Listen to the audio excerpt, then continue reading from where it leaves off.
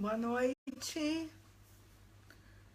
Boa noite, tudo bem? Acho que a luz tá meio escura, vamos ver se a gente melhora aqui um pouquinho. Não. Acho que não, né?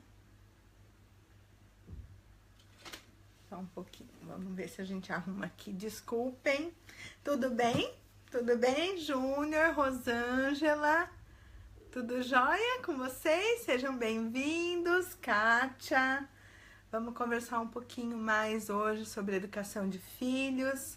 Esse é um assunto que parece que quanto mais a gente fala, mais a gente tem para falar.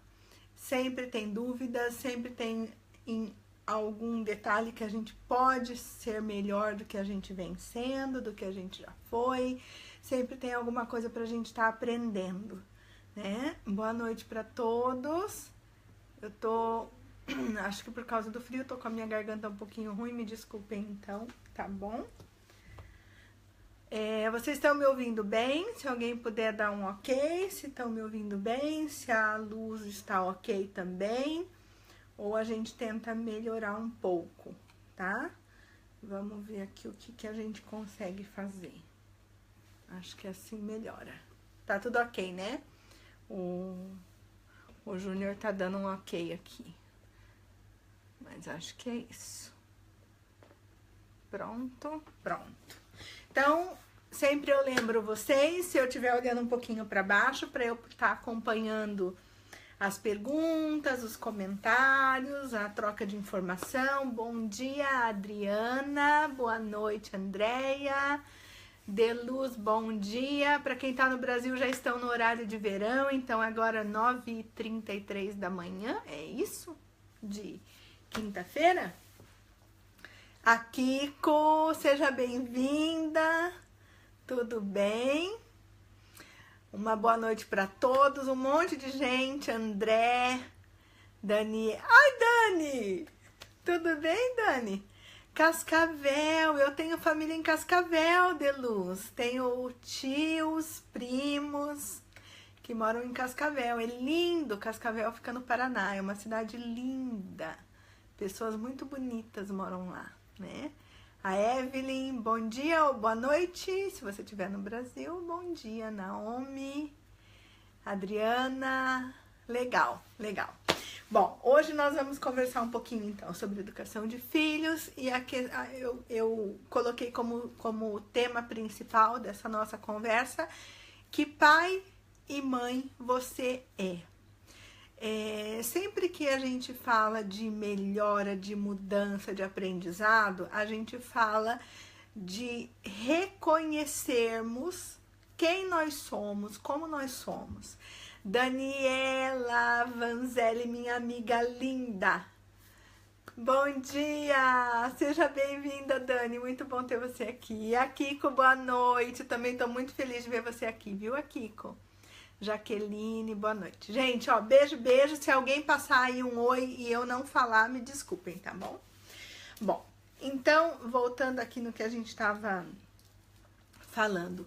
Toda vez que a gente fala de mudança, a gente fala de reconhecimento, a gente fala de conhecimento.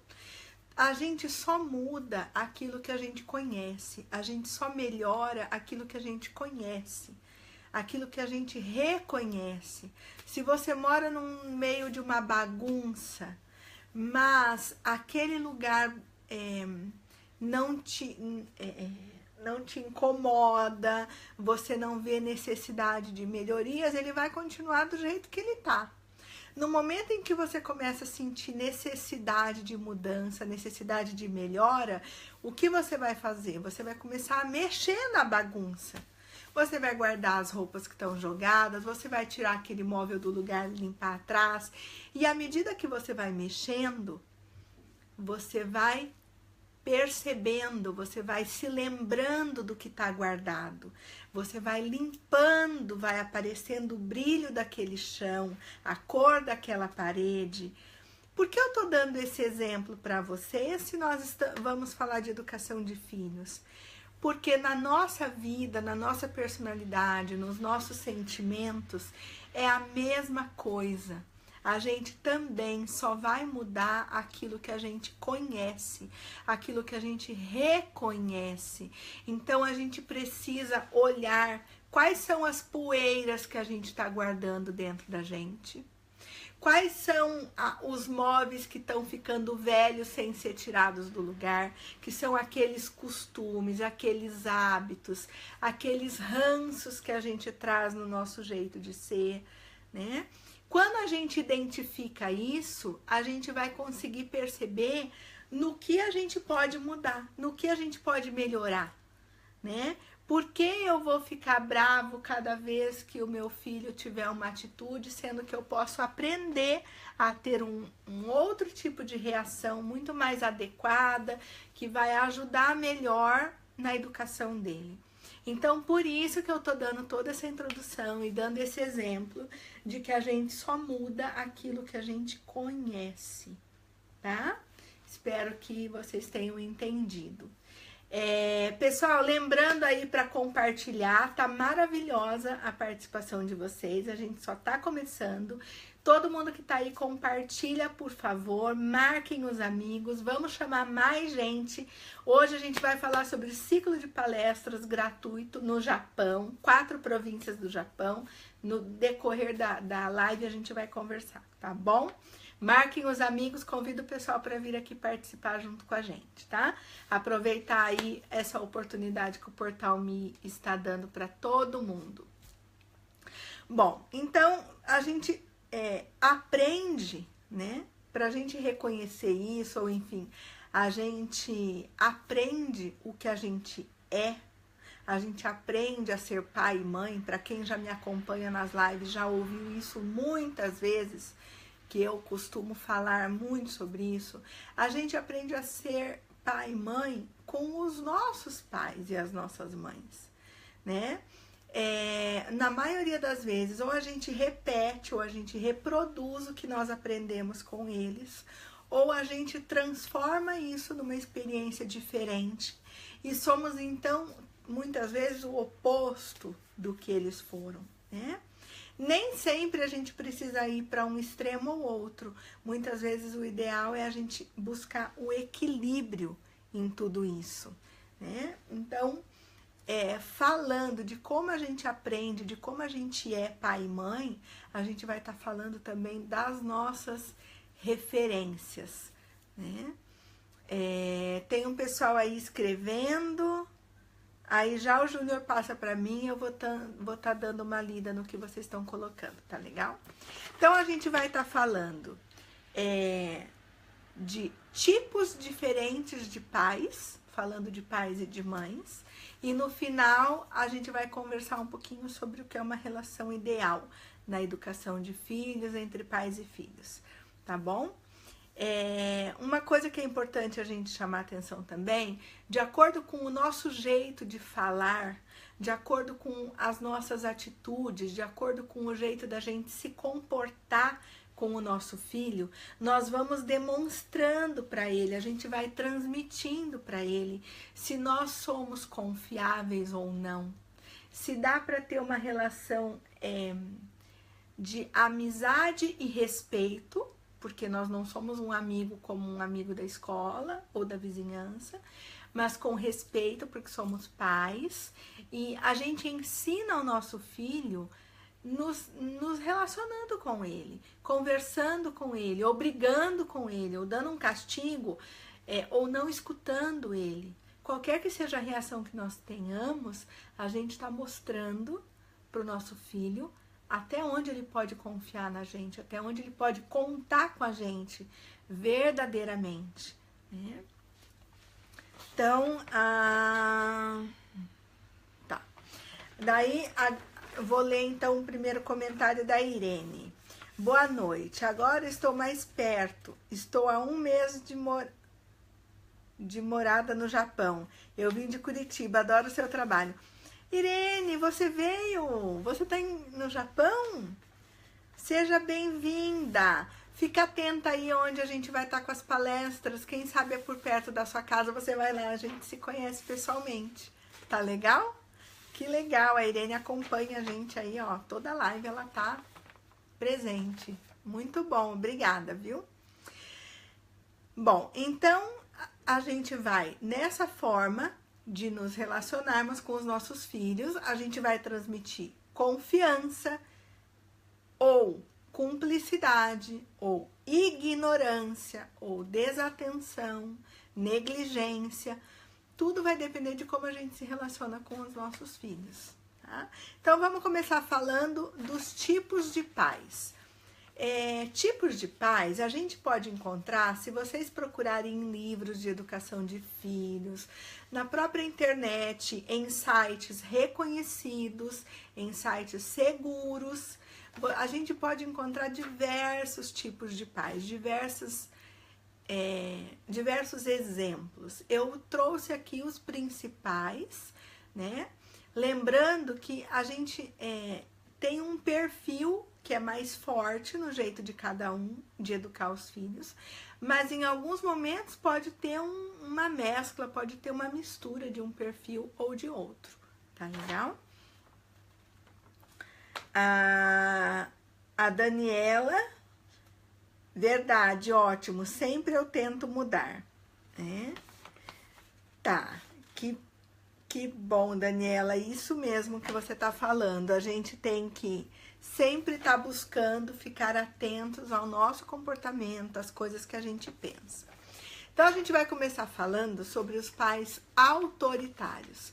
À medida que eu vou falando os tipos de pais, eu gostaria que, como sempre eu peço, que vocês pudessem compartilhar com a gente as experiências que vocês têm, né? Compartilhem com a gente as experiências, as dúvidas que vocês têm, né?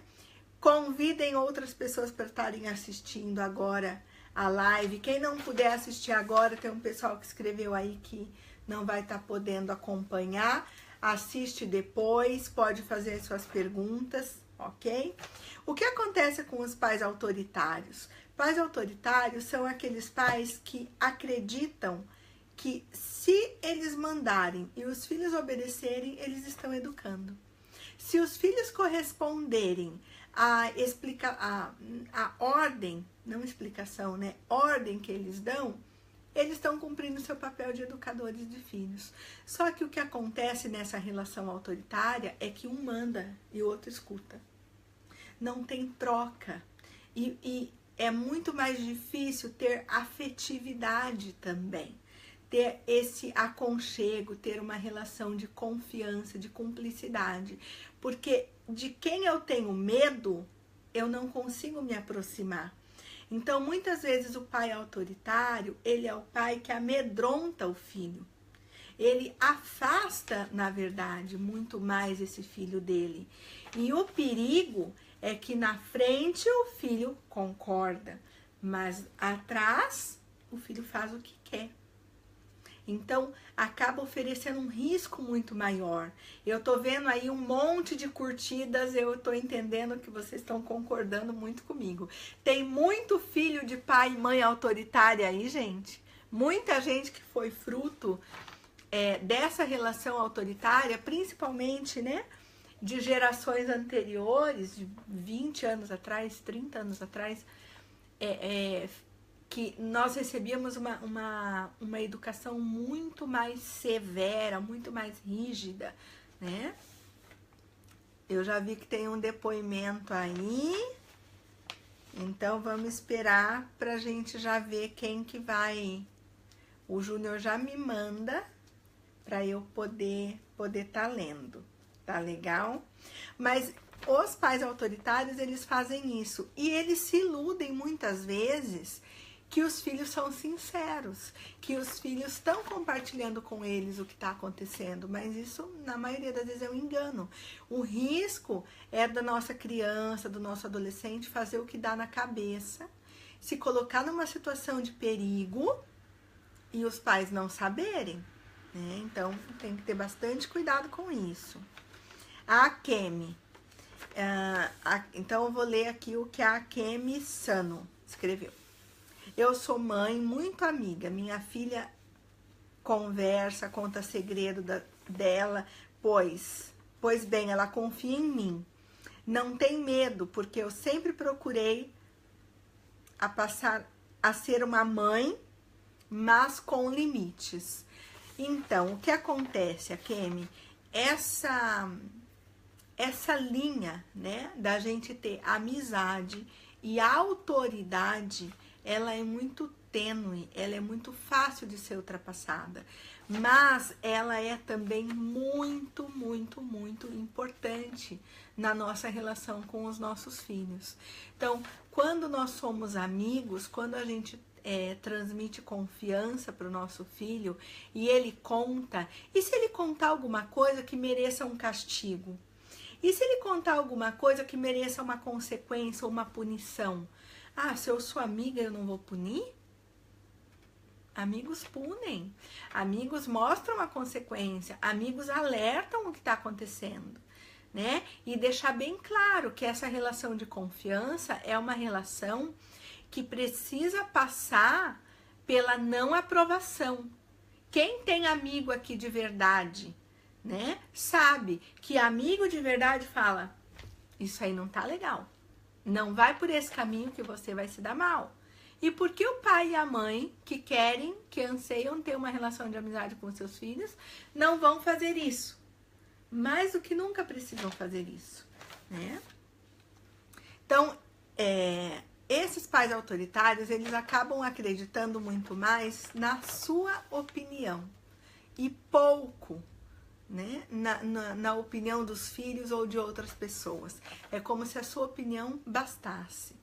A Lucy dizendo que concorda, a Patrícia acabou de entrar, a Ender, desculpa se eu não li direito teu nome. Nossos verdadeiros amigos são nossos pais, mas a gente precisa saber demonstrar isso para os nossos filhos. Somos nós que mostramos, somos nós que ensinamos em relação a isso, né? A Suzana, boa noite, Suzana. A Kemi, de nada, Kemi, eu que agradeço você estar compartilhando com a gente, tá bom? Vamos para o próximo, então. Pais que desvalorizam os seus filhos. À medida que eu vou falando, gente, se vocês tiverem exemplos, vocês fiquem à vontade para compartilhar aqui com a gente, tá legal? O que acontece com pais que desvalorizam os seus filhos? São pais que fazem com que a criança se sinta culpada por erros que cometeu, ou mesmo por acertos que tenham cometido, né? Por exemplo, uma criança que tenta ajudar o pai ou a mãe, mas sempre vai estar ouvindo reclamação, queixa que não fez o suficiente, ou que não pode mexer ali porque é muito pequeno para fazer, ou não sabe fazer, então saia dali. Tudo isso são formas que, muitas vezes, sem perceber, a gente está desvalorizando a iniciativa do nosso filho, né? Então, é preciso tomar cuidado com isso, né? É preciso ficar atento que tipo de crítica você vai estar fazendo para o seu filho, né? Se primeiro, ou na maioria das vezes, você aponta o erro, e não valoriza a iniciativa, não apenas o acerto, mas também valorizar a iniciativa que o seu filho teve em estar fazendo algo, em estar contribuindo com algo, né? As crianças costumam se sentir muito culpadas com tudo isso. Deixa eu ver aqui. A Irene. É verdade, o meu pai era muito autoritário e eu tinha tanto medo que hoje fui muito frustrada e cheia de ansiedade. Vejo que atrapalhei até hoje os meus filhos, os dois. E eu, graças a Deus, encontramos tratamento com psicóloga e agora estamos bem. Que bom, Irene, e obrigada pelo seu depoimento também, né, em relação ao resultado da psicoterapia, do atendimento psicológico, né? Isso é muito importante. Essa repressão, ela pode trazer uma cobrança, ela pode trazer baixa autoestima, insegurança, trazer outras dificuldades bem maiores na adolescência, na vida adulta dos nossos filhos, né? Então, cuidar é também uma forma de prevenir problemas futuros, né? Os pais que se sentem culpados. O que acontece com os pais que se sentem culpados? Essa culpa, ela pode vir de vários motivos. Ela pode vir por conta dos pais se ausentarem muito pelo trabalho, né? E aí tentam suprir essa ausência, se tornando presentes por conta de presentes por conta de presentes, fica meio estranho, né?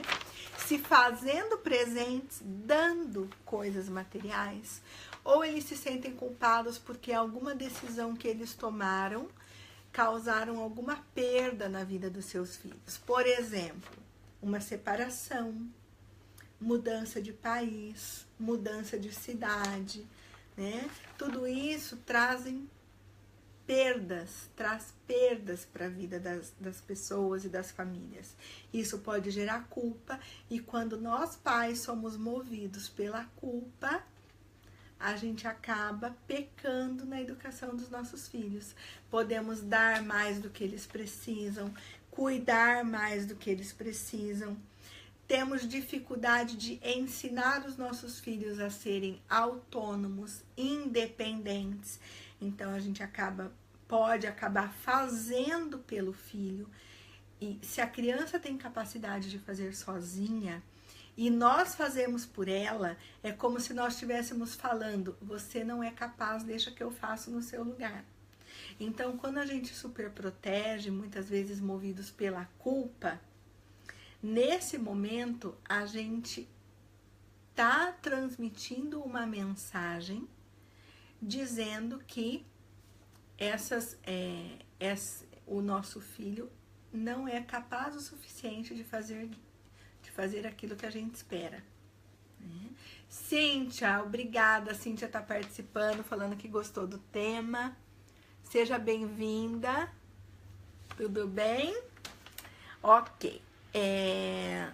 Pais raivosos. Pessoal, vamos compartilhar. Estou esperando aqui vocês perguntarem, vocês compartilharem. Se vocês se perceberem com algum perfil como esses que a gente está falando, participem, comentem, tá bom? Porque isso enriquece muito, muito, muito o nosso bate-papo. O que acontece com os pais raivosos? São os pais que só conseguem disciplinar os seus filhos, só conseguem colocar limites nos seus filhos quando eles são tomados pela raiva, pelo aborrecimento. Pode ser que sejam pais que têm uma tolerância muito alta, só que essa tolerância acaba atrapalhando, porque o que é ter uma tolerância muito alta? A criança pode espernear, pode gritar, pode pular, virar cambalhota, afrontar, e o pai vai aguentando, vai aguentando, vai aguentando. A hora que explode, explode com raiva, explode de uma forma desrespeitosa com o filho, agressivo. Ou pode ser também um pai que já tem uma reação, eu digo pai e mãe, tá? Tanto faz. Pode ser também um pai ou uma mãe que já tem uma explosão, ele já tem uma raiva dentro dele. Então, diante de uma situação que ele não gosta, ele é intolerante. Pode ter essas duas características. E aí, com a intolerância, ele gospe fogo, né? Ele briga, ele esbraveja, pode até mesmo se tornar agressivo, né? Então, os pais raivosos, a gente tem que cuidar bastante. É uma questão do adulto. Não é a criança que provoca essa raiva em nós. Nós, como adultos, normalmente eu falo isso aqui. Nós, como adultos, nós temos condições de aprendermos a ter autocontrole, a conduzir a educação que a gente quer dar para o nosso filho. Então, não dá para a gente usar como justificativa que foram os nossos filhos que provocaram essa raiva em nós. Isso é uma característica do adulto, que precisa buscar um autocontrole. Eu tô vendo aí o pessoal curtindo, coração. né? Eu imagino que muitos de vocês já tenham passado por isso ou passem por isso, né? Então, dá para perceber nitidamente a maior participação, a maior empatia. Então, se alguém quiser compartilhar com alguma coisa, com alguma questão, alguma vivência que vocês tiveram, fiquem à vontade, tá legal? Sobre os pais raivosos, tem um outro aspecto também. Os pais raivosos, depois que ele tem o acesso de raiva, ele pode se sentir culpado. O que isso pode fazer com ele, né? Ele pode também ter um comportamento parecido com o que eu relatei agora há pouco sobre os pais culpados.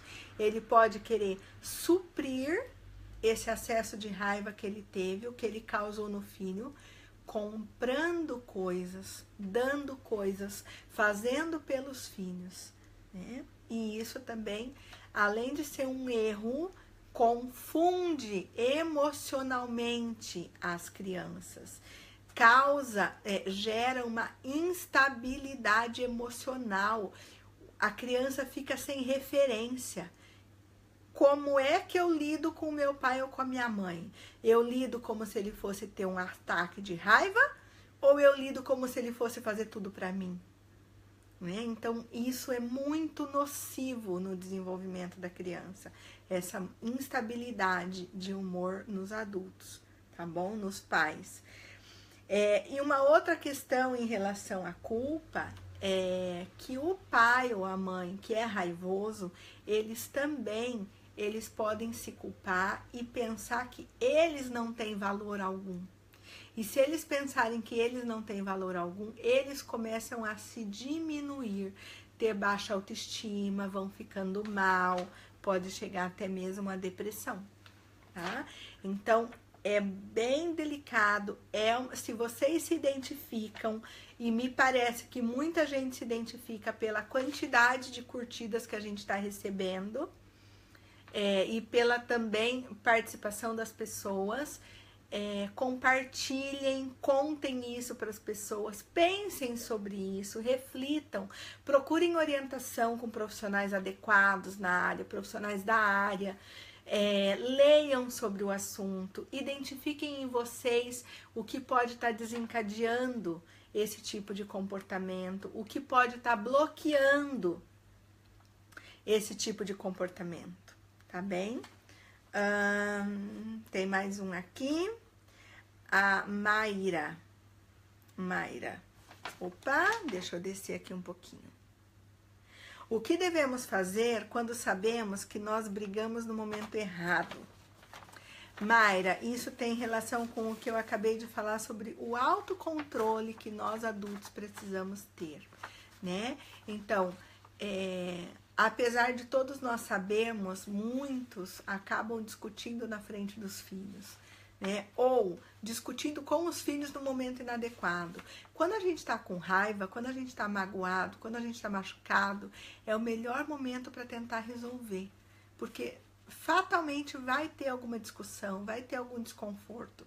Então, espera a poeira baixar. Fala, eu não gostei disso, eu não aceito isso, mas eu vou conversar com você quando eu me acalmar. Eu não vou bater, eu não vou te colocar de castigo agora, mas você vai me esperar, eu vou pensar, e tal hora ou amanhã, eu e seu pai, por exemplo, vamos conversar com você sobre isso. Então, a gente pode contar, pode e deve contar para o nosso filho o que nós pretendemos fazer com isso que aconteceu, né? Porque se você lida com raiva, você age impulsivamente, sem pensar, e a chance de errar é muito maior. Tá legal? A Kemi, eu nunca levantei a mão na minha filha. Não é porque eu mimo, mas acho que a violência não dá resultado nenhum.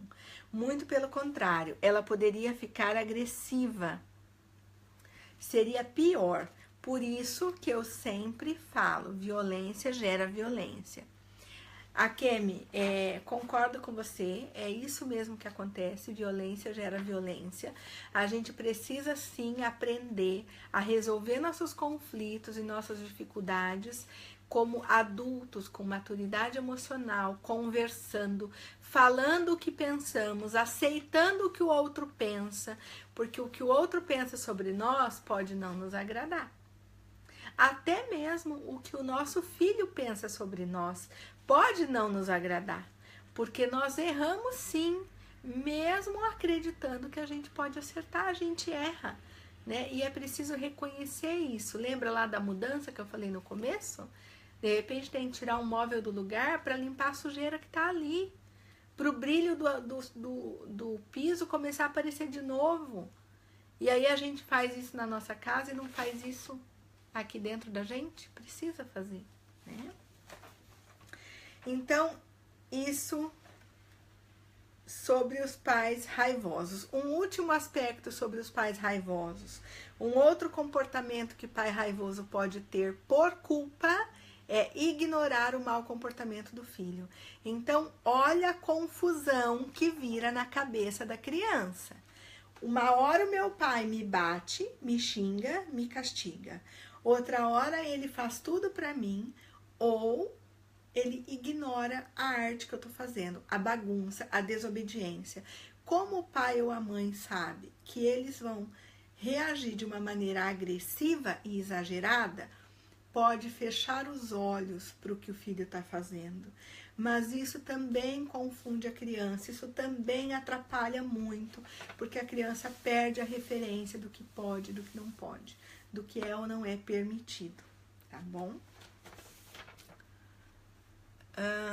Vamos lá, tem mais gente aqui. A Lucy. Com a raiva, nunca vamos conseguir educá-los. Eles se tornarão agressivos. Exatamente, Lucy. A tendência maior é que realmente eles se tornem agressivos, né? A raiva, ela pode se manifestar de várias maneiras. Ela pode se manifestar com reações agressivas, elas podem se manifestar também com a pessoa se fechando, com a pessoa se trancando, com a pessoa se isolando, que também, da mesma maneira, não resolve o conflito, não ajuda, não favorece a relação familiar, né? Pais impedidos. Vamos falar um pouquinho, então, de como é essa característica dos pais impedidos. O parceiro ou a parceira tem a sua autoridade, o pai ou a mãe tem a sua autoridade diminuída por outro adulto. Como assim? Quando a mãe tenta educar, tenta explicar ou colocar limites, e o pai desautoriza a mãe, né? Então essa mãe está sendo impedida de executar de exercer a sua autoridade de mãe pelo marido. Ou pode acontecer o contrário também, tá? Pode acontecer em que o pai é desautorizado pela mãe. Ou pais que precisam dos avós para cuidar dos seus filhos e os avós desautorizam, né? Tanto na ausência quanto na presença dos pais. Então, nesse caso, o ideal é que os pais conversem com os adultos que vão estar cuidando dos seus filhos. E estes pais digam o que é ou não é permitido, o que é ou não é possível. E isso precisa ser respeitado, né? Essas pessoas diminuem a autoridade dos pais. Isso afeta na relação que os pais vão ter com os filhos, né? Os filhos também podem passar a entender que podem fazer o que querem, porque vai ter sempre alguém para protegê-los ou para evitar que eles sofram a consequência. Então é nocivo também para os filhos. Eu tô falando aqui vários exemplos de pais e mães que precisam melhorar, precisam aprimorar os seus papéis enquanto pai, enquanto mãe. Claro que à medida que a gente vai percebendo isso, a gente também vai vendo, então, o que seria o ideal, né? Nós sabemos o que fazer e vamos, à medida que falamos sobre isso, falando também sobre o que devemos fazer, não só o que não devemos, né? Bom, vamos lá, mais um pouquinho. Pais negligentes. Opa, tem mais coisa aqui, vamos ver. A Renata. Tenho visto pais apanharem de filhos de 5 anos, 8 anos, 10 anos. Se você não corrige, o mundo educa. Renata, isso é muito grave. Isto é muito sério que está acontecendo, né? Às vezes até menos, tá? Às vezes com 2 aninhos já estão fazendo isso. E dá-lhe tapa no rosto dos pais, e dá-lhe beliscão, mordida, e os pais... Ah, ele tá brincando. Não, não faz isso. E tira e ele faz de novo, e tira e ele faz de novo. E não exerce uma autoridade suficiente para pôr um limite nessa atitude desse filho, dessa criança.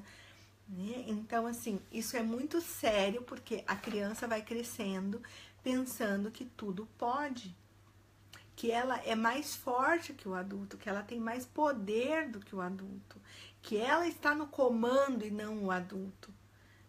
Então, é um equívoco muito grande e pode gerar problemas muito sérios, porque se chega a 8 anos de idade, 10 anos de idade, como você está colocando aqui, Renata, isso para ir para a adolescência, para ter comportamentos infratores, comportamentos que não são comportamentos adequados, uma situação de risco é um pulo. É bem mais rápido, bem mais fácil de acontecer, né? Mais 2 tipos de pais. Eu vou só fazer um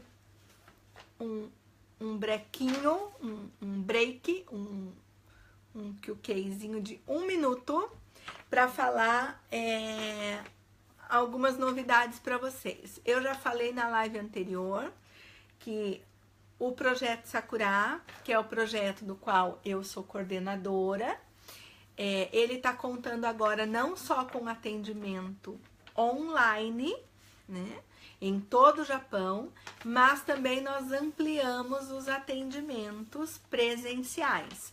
Até mês passado, eu realizava atendimento presencial em Oizumi, em Gumaken, e agora em outubro, início de outubro, nós tivemos a felicidade de firmarmos uma parceria em Toyota, com a Yukimi Enterprise, e a psicóloga Ana está atendendo num espaço físico da Yukimi pelo projeto Sakura, ok? Então, nós temos agora o atendimento presencial, a orientação psicológica presencial em Toyota, Aichiken e Oizumi, Gumaken. Para quem quer entrar em contato conosco, por favor, acesse a nossa página Projeto Sakura, Psicologia no Japão. Eu acredito que o pessoal vai estar disponibilizando o endereço aqui nos comentários, ou o nosso site www.projetosakura.com.br, ou pelo telefone. Esse telefone é horário comercial, gente, por favor. Se for fora do horário comercial, mandem mensagem que a Lilian, nossa secretária, muito eficiente, muito dedicada, vai entrar em contato com vocês, tá? Número do telefone 080 21 11 5055. Então, quem puder tá escrevendo aí nos comentários nossa página, nosso site e o nosso telefone para informações e agendamento das sessões. Tá legal? Eu vou ler aqui mais um comentário que o Júnior colocou e vou contar para vocês um pouquinho sobre o ciclo de palestras que vai acontecer em novembro. Tá legal? Obrigada, Portal Me, muito obrigada, isso mesmo. Desculpem, vou tomar uma aguinha. A Carla, minha xará. Opa, peraí. Antes da Carla tem um outro. Só um pouquinho, gente. Vamos lá. A Cíntia. Tudo bem, Cíntia? A Lilian acabou de colocar aí o Face do projeto, tá bom? Cíntia, em casa temos eu mais tolerante e o pai mais autoritário. Dependendo da situação, eles sabem que podem abusar mais comigo, então eu tento na conversa. Até que o pai vem bravo e fala mais seco. E acaba a situação com o pai resolvendo. Às vezes eu penso que seria bom trocar esses papéis entre eu e o pai, porque sabem que com o pai a definição é não tem conversa. E aí ele fica como ruim. E eu como se pode fazer tudo, que ela não vai brigar. Será que seria bom ser assim mesmo? Cíntia, obrigada pela pergunta. Maravilhosa a sua pergunta. O ideal é o equilíbrio. O ideal é que vocês dois aprendam um pouquinho com o outro. Porque se o seu marido se tornar um pouco mais flexível, um pouco mais tolerante, ele não vai virar um molão. Ele não vai virar um pai que deixa tudo, né? Ele só vai ter um pouco mais de coerência. E se você ficar um pouco mais dura, um pouco mais firme na sua autoridade, você não vai ser a pessoa que pode tudo. Você não vai ser a pessoa que pode fazer o que quiser, que a mãe não vai falar nada. Você vai aprender a colocar limites. Você vai aprender a se posicionar, a exigir quando precisa exigir, a acolher quando precisa acolher. Então, acho que você e seu marido têm muito para aprender um com o outro. O que acaba acontecendo, que eu percebo, que acaba acontecendo é que ficam presos em uma ideia, como eu falei no começo da live hoje. De repente, o seu marido pode ter uma ideia de que se ele amolecer, de que se ele flexibilizar, ele perde a sua autoridade, ele perde o respeito das crianças, né?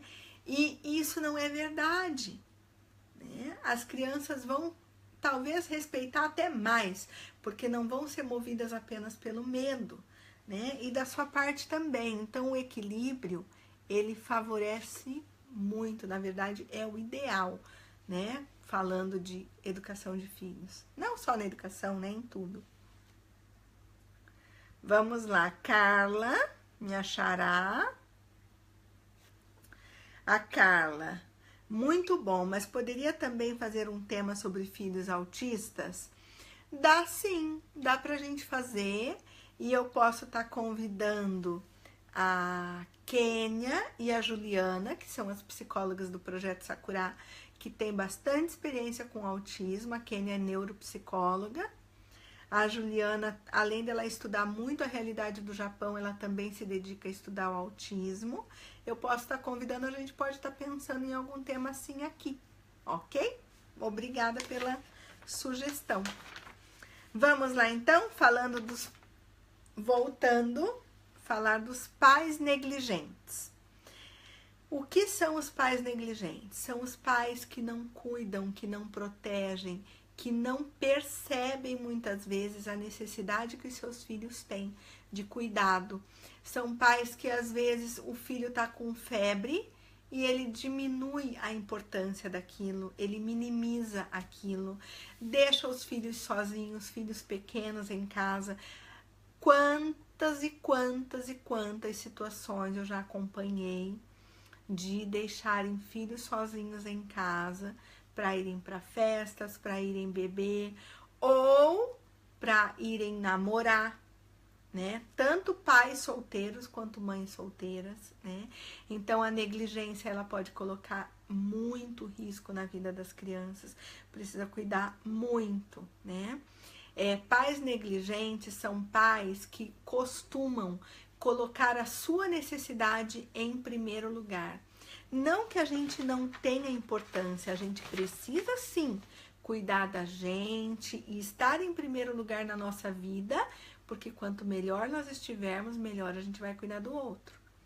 Mas quando eu falo de pais exigentes, eles colocam a sua necessidade sem levar em conta o quanto isso pode afetar o bem-estar do seu filho. Então, aí tá a negligência, né? Então, é muito risco. E filhos de pais negligentes são passíveis, né, desses pais, em casos mais extremos, perderem a guarda das crianças. Também, né? Deixa eu ver se tem mais algum aqui.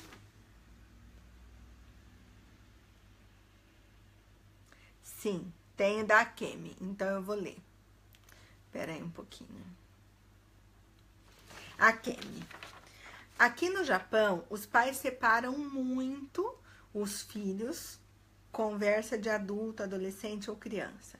Não pode ficar ouvindo. Você acha certo isso? Porque minha filha, meu sobrinho, sempre convivem junto com adultos e as visitas conversam da opinião e aí os japoneses ficam assustados. Olha, Kemi, eu acho que tudo com bom senso e com equilíbrio, né? As crianças, elas fazem parte da família, então elas precisam ser envolvidas. Esses dias eu fiz uma live e até eu falei sobre isso, que quando uma família vai tomar uma decisão, é importante envolver os filhos, é importante consultar os filhos, mas tem conversas e conversas, né? Então cabe aos pais avaliarem se esse assunto é um assunto que cabe o seu filho ouvir. Tem coisas que, de repente, o pai e a mãe têm que tomar algumas decisões. Antes de conversar com os filhos, eles precisam decidir, eles precisam conversar. Então, a criança, ela pode participar em algumas situações e em outras, ela precisa saber que a sua posição na família é uma posição de ser cuidada, protegida, de colaborar com a família. Não uma posição de que ela vai tomar decisões ou participar de assuntos que não são adequados para a idade que ela tem. Então, aí a gente precisa contar com o bom senso dos adultos, ok? Os pais que acabam deixando de exercer o seu papel de pais em função de delegarem esse cumprimento desse papel, dessa função, para um filho mais velho, para a escola, para os seus pais, né? Para alguém que cuida do seu filho. Então, a nossa obrigação de educar, de cuidar, de proteger é nossa. Se nós temos um filho mais velho, ele pode nos auxiliar, ele pode contribuir conosco, nunca ocupar o nosso lugar, né? O nosso lugar de educadores, de responsáveis pela educação, pelo cuidado, pelos princípios que os nossos filhos vão aprender, é nosso. A gente, se for delegar para outra pessoa, é assim, é na minha ausência, né? Quando eu volto, eu retomo. Então, tem que ter bastante cuidado, né? Não abrir mão da responsabilidade que nós temos como educadores dos nossos filhos, né? Tem muitas vezes que os pais não confrontam as crianças, deixam as crianças fazerem o que querem. E tem pais que nessa situação se sentem sem energia. Às vezes, por exemplo, as crianças que têm hiperatividade, né? Existem crianças, mas não só com hiperatividade, existem crianças que elas têm uma energia muito maior. Elas correm, elas pulam, elas brincam. E tem muitos pais que vão se sentindo incompetentes ou incapacitados para estar dando conta desses filhos e vão ficando sem energia e vão se despotencializando, né? Vão começando a acreditar que eles não são capazes de desenvolver essas habilidades, de conter esse filho, de educar, de limitar alguns comportamentos das crianças. Então, isso também é bem grave, bem importante e precisa se cuidar. Se vocês perceberam durante a minha fala, esses são alguns exemplos dos principais tipos de características de pai e mãe.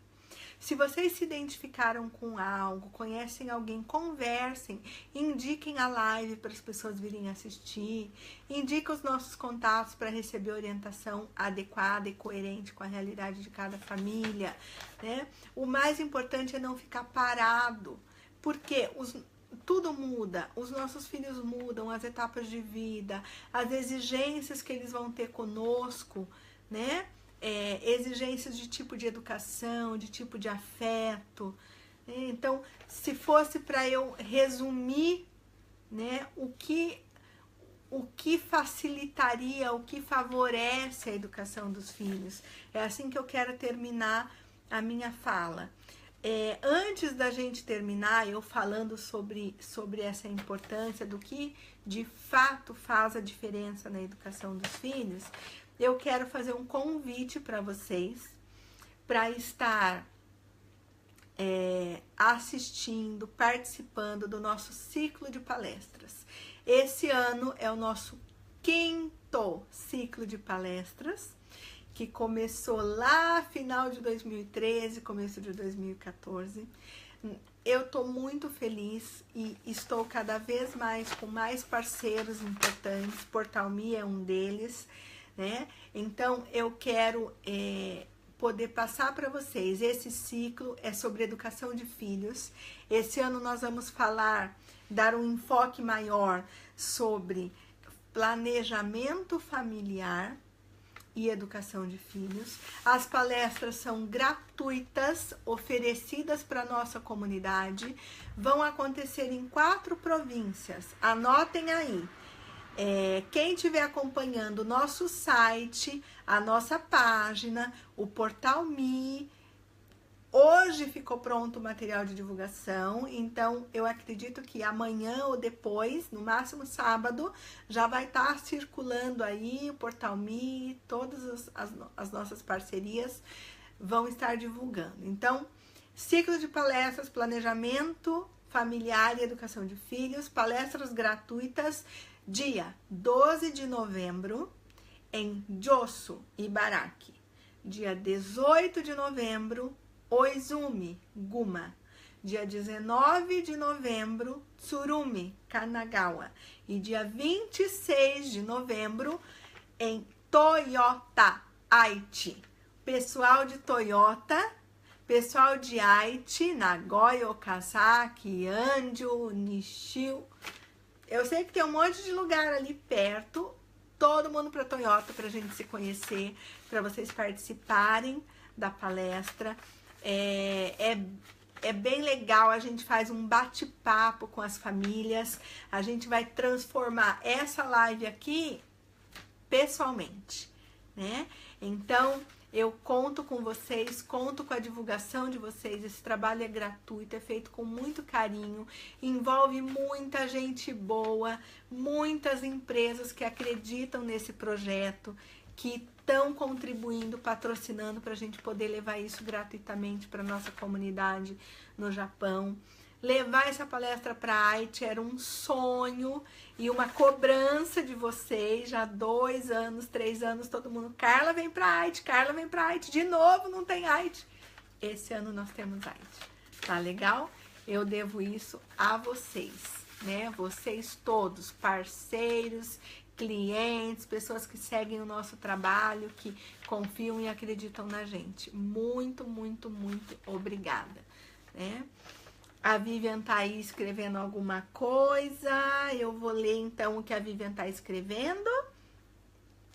E vamos encerrar com o que eu considero de um dos fatores mais importantes na educação dos nossos filhos. O Júnior já vai copiar e colar aqui pra gente poder passar o que a Vivian... Nossa, gente, deu soluço, desculpa. O que a Vivian falou. Mais encantada a cada live. Deixa eu só esperar um pouquinho aqui.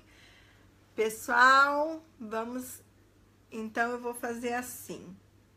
Qualquer coisa, Vivian, eu mando pra você, tá bom? Porque aqui eu só tô vendo mais encantada a cada live. Só assunto, mas aí eu não consigo ler o resto. Desculpa, tá bom? Bom, pessoal,